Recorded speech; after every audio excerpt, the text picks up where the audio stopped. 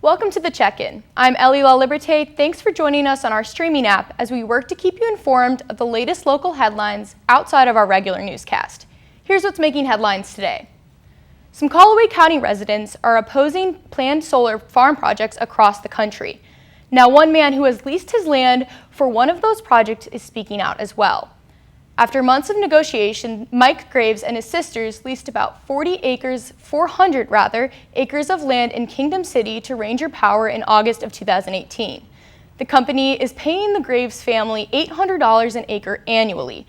Graves says although solar power alone won't solve the energy crisis, he's surprised by the community's backlash. I just don't want to see the community split in two. I've heard stories of, families are on both sides of the issue. Neighbors are certainly on both sides of the issue. But there is two sides to this story. Graves says he's getting older and doesn't need to farm as much land as he did years ago. He also says he hopes rangers will take steps to mitigate residents' concerns.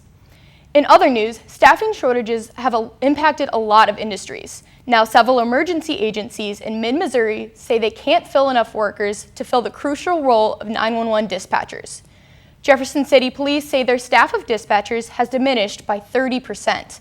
That left the city officials considering pay raises to encourage more people to apply for dispatcher jobs. A pay increase will likely be discussed Monday night at the next Jefferson City Council meeting. The Columbia School Board has approved a third-party grant for the Rockbridge High School Gay Straight Alliance and its Coming Out of the Closet in Style clothing project. Organizers say the goal of the closet is to help students represent their identity through clothing.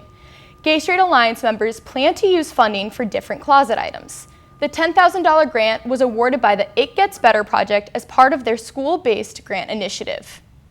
Happening today, hundreds of people will paddle across the Missouri River for the 17th annual Missouri American, or MR340 boat race.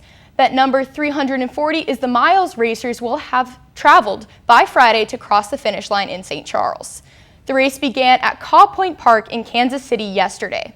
All of the boats will be paddle boats and boards, canoes, or kayaks. The only boats with motors will be safety volunteers. The director of the Missouri River Relief says this race raises awareness about protecting Missouri rivers. And the Lewis and Clark Boathouse director explains what boaters will take away from this experience.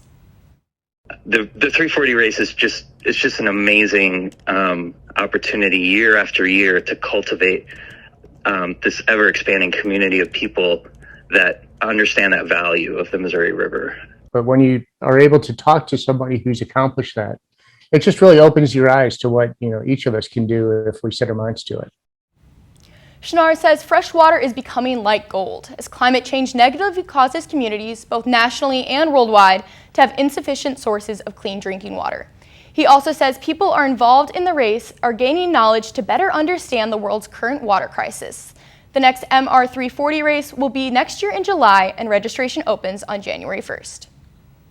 Well, temperatures today will be back into the 90s by the afternoon. It's a high of 92 today, feeling like 92 with the lower humidity outside. The winds will shift out from the south tomorrow, and it's warmer outdoors tomorrow with a high of 95 on Thursday, 94 on Friday. Some rain is possible over this weekend, especially on Sunday, where it will be around about 90 to 93 on Saturday and Sunday, jumping into the mid to upper 90s for the early to mid part of next week. That's what we're working on for now. We'll have a full newscast coming up at KOMU 8 News at noon. I'm Ellie La Liberté. Thanks for checking in.